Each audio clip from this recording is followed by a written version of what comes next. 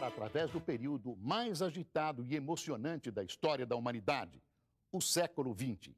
São 5 programas que relembram e explicam os acontecimentos mais importantes dos últimos 100 anos.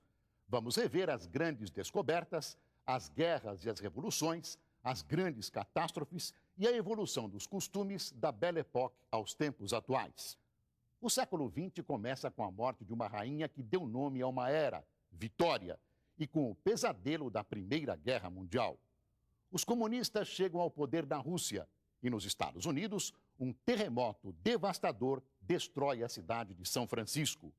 É o início também de um extraordinário século de inovações.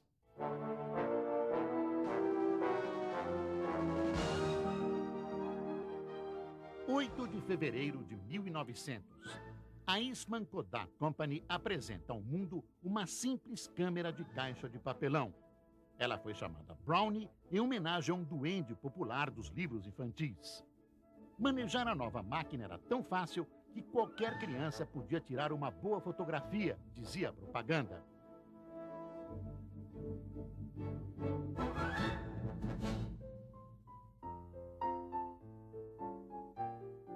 Desde que foi inventada em 1839 pelo francês Louis Daguerre, a fotografia era um processo trabalhoso, demorado e caro para a maioria. O daguerreótipo, como ficou conhecido, produzia imagens positivas impressas em placas de cobre cobertas por prata. Para que o trabalho saísse razoável, o personagem tinha de posar imóvel por até 20 minutos. Qualquer movimento manchava a foto. Mais tarde, foi inventado o colódio, processo de placa molhada que produzia um negativo, permitindo reproduzir várias cópias. Essa novidade tirou a fotografia do estúdio. Tendas se espalharam por praias e parques. As fotos eram reveladas ali mesmo. Em Nova York, surgiu uma galeria com fotos de personalidades. Cenas de guerra começaram a ser estampadas. No final do século, apareceu o rolo de filme criado por George Eastman, seguido pela câmera de caixa, a Kodak. Ela custava $25 e deveria ser mandada para a fábrica, que revelava o filme e recarregava a máquina, devolvendo-a pronta para novas fotos.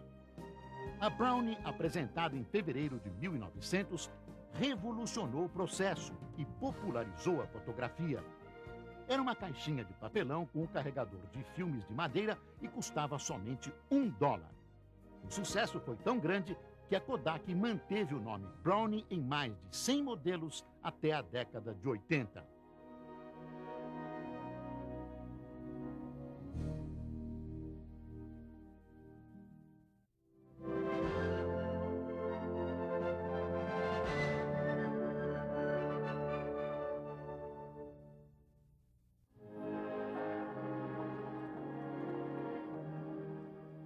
(22 de janeiro de 1901). Os sinos badalavam tristemente na Grã-Bretanha, mas as implicações puderam ser sentidas em todo o mundo. A rainha Vitória, de 82 anos, tinha morrido. Com ela, morria uma era. Vitória tinha ficado 63 anos no trono, o mais longo governo da Inglaterra. Durante seu reinado, o Império Britânico cresceu tanto que nele o sol nunca se punha. Vitória assumiu o trono com 18 anos, após a morte do rei William IV em 1837. 2 anos depois, se casou com o príncipe Albert. A viuvez em 1861, ela carregou para o resto da vida, embora não perdesse a energia. O imperialismo britânico do século XIX, em boa parte, se deveu mais à rainha do que a seus primeiros ministros. Seus 9 filhos se entrelaçaram com famílias reais da Europa, facilitando as relações diplomáticas da Grã-Bretanha. O funeral da rainha Vitória foi uma das últimas ocasiões em que quase todas as coroas da Europa estiveram juntas.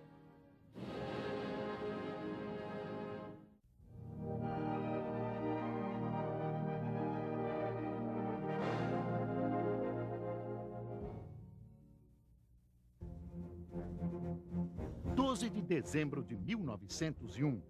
Guilherme Marconi, poucos anos depois da invenção do telégrafo sem fio, conseguiu enviar mensagem por ondas de rádio desde Cornwall, na Inglaterra, até Newfoundland, no Canadá.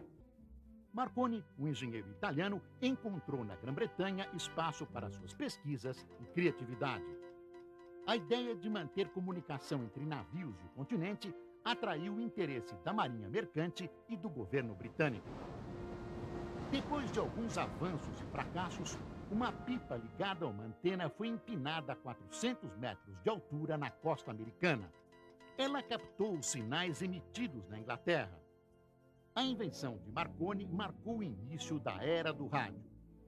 Na mesma época, um padre gaúcho, Roberto Landel de Moura, conseguia enviar a voz humana pelas ondas eletromagnéticas.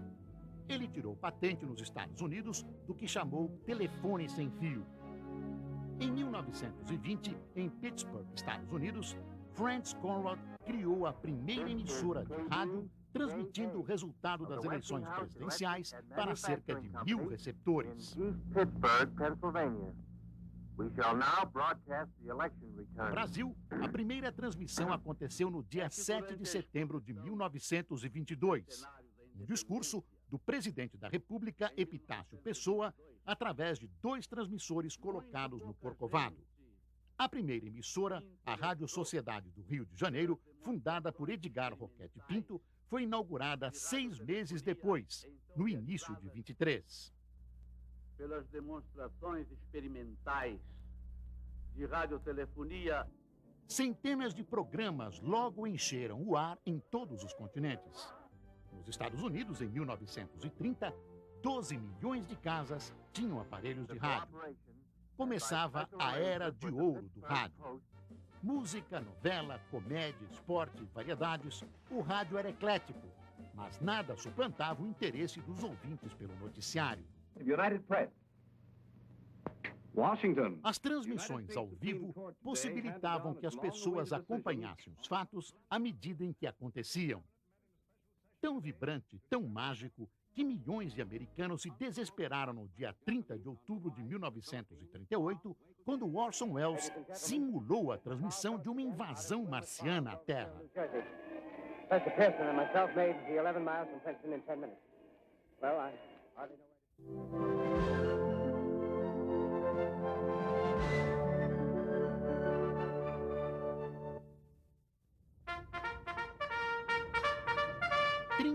De maio de 1902. A paz foi declarada na África do Sul, terminando a Guerra dos Boers, que durou 3 anos. Os Boers eram descendentes de colonizadores holandeses, alemães e franceses que controlavam 2 territórios sul-africanos há mais de 2 séculos. Os desacordos com os ingleses eram antigos e se agravaram quando a Grã-Bretanha exigiu que seus súditos dos territórios Boers tivessem direito a voto. Como eram maioria, eles passariam a ter controle político. Os 2 estados Boers formaram uma aliança e passaram a se armar. A Grã-Bretanha reforçou as guarnições nos seus domínios africanos. A guerra começou em 1899, quando os Boers invadiram o território britânico. O início da luta foi surpreendente. Os Boers venceram várias batalhas. A maré virou quando chegaram os soldados enviados da Inglaterra. Ao longo da guerra, 500 mil de ingleses participaram dos combates. Os Boers, entretanto, adotaram a guerrilha como tática, prolongando a guerra até que a Grã-Bretanha ofereceu condições para a paz. A luta provocou as primeiras reações internas ao imperialismo da Grã-Bretanha e foi também um ensaio para a Primeira Guerra Mundial. –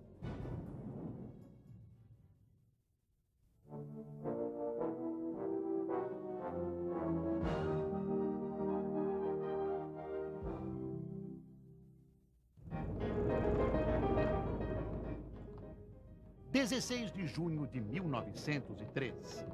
Foi nesse dia que Henry Ford, sem muita ostentação, deu início a uma fábrica de automóveis que mudaria o conceito do novo veículo. No início do século, os carros já não eram novidade, mas acessíveis apenas aos ricos. Luxo.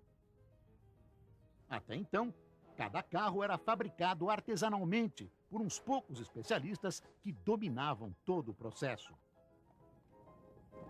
A Ford adotou a primeira linha de montagem, onde os trabalhadores não precisavam de tanta especialização.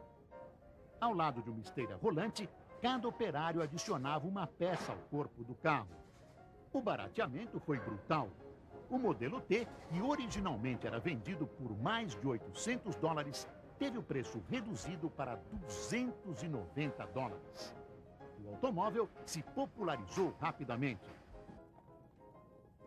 Ao mesmo tempo, o lucro da fábrica foi tão grande que Ford aumentou o salário mínimo dos trabalhadores para $5 por dia, um valor surpreendente na época. No Brasil, no início do século, o automóvel ainda era um bicho de 7 cabeças que provocava receio no povo. Em 1900, circulou nas ruas de Petrópolis o primeiro carro importado com motor a explosão, um Tecovil de 9 cavalos movido a benzina. Logo, os barões do café e incipientes industriais paulistas começaram a comprar essas máquinas, que antes de tudo simbolizavam status. Em 1903, a Prefeitura de São Paulo legalizou os novos veículos. A placa número 1 foi para o automóvel da família Matarazzo. Em 1904, São Paulo já tinha 84 carros, que disputavam espaço com os bondes elétricos que circulavam na cidade desde a chegada da Light canadense em 1900.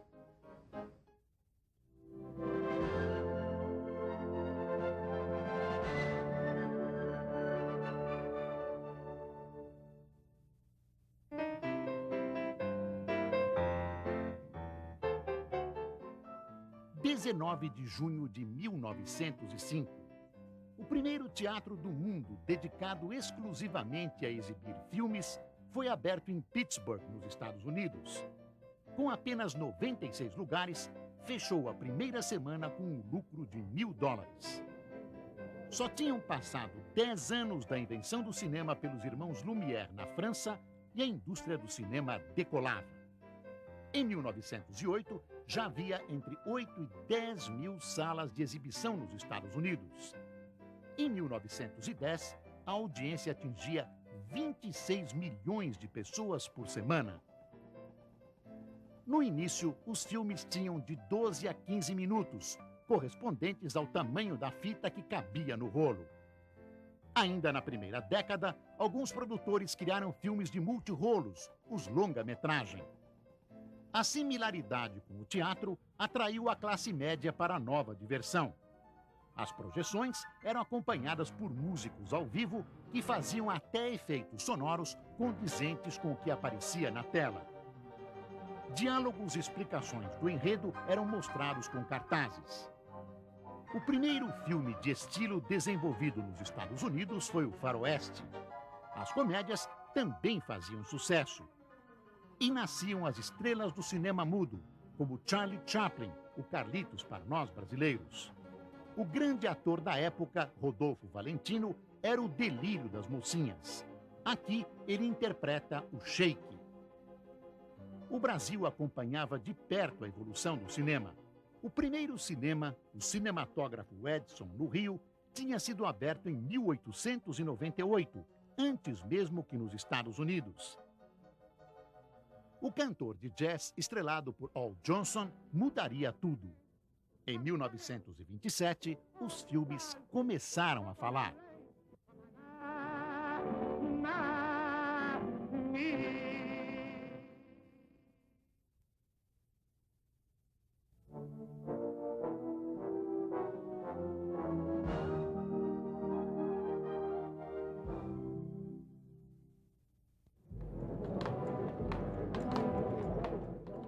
26 de setembro de 1905, a famosa teoria da relatividade de Albert Einstein foi publicada no jornal especializado alemão Ahnen der Physik. Ela provocou uma revolução no pensamento científico e, por um bom tempo, gerou controvérsia entre os físicos. A teoria de Einstein, surpreendente até hoje, diz que tempo e espaço são interligados e se relacionam com massa e gravidade de tal forma que duas pessoas podem experimentar o tempo de forma distinta. Imagine um astronauta viajando quase à velocidade da luz. Se ele voltar depois de 2 anos, o tempo na Terra pode ter avançado 200 anos. A profundidade da teoria de Einstein está numa fórmula aparentemente simples. Energia é igual a massa multiplicada pela velocidade da luz ao quadrado. Ela desvenda o poder do átomo e ficou mais que comprovada quando a primeira bomba foi detonada em 1945. Einstein lamentou. Para ele, o mundo ainda não estava preparado para a energia nuclear. Ainda no início do século, na ânsia de ampliar seus horizontes, o homem consegue chegar pela primeira vez ao Polo Sul. Em Paris, o brasileiro Alberto Santos Dumont faz o primeiro voo em um aparelho mais pesado que o ar. No Rio de Janeiro, o povo se revolta quando o governo saneia e moderniza a cidade. O Titanic afunda na viagem inaugural e a terra treme em São Francisco. Em poucos segundos, uma cidade inteira está em ruínas. –